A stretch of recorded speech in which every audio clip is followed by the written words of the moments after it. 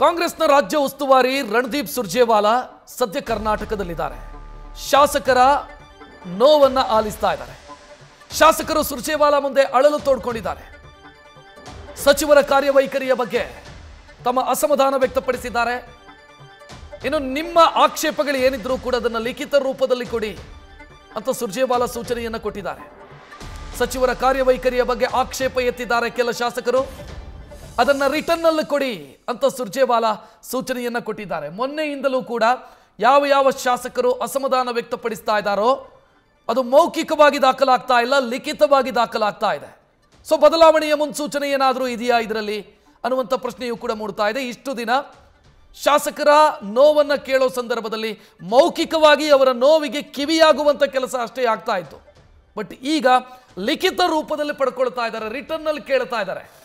So ಇದು ಬದಲಾವಣೆಯ ಮುನ್ಸೂಚನೆ ಅನ್ನುವಂಥ ವಿಶ್ಲೇಷಣೆಗೂ ಕೂಡ ಕಾರಣ ಆಗ್ತಾ ಇದೆ.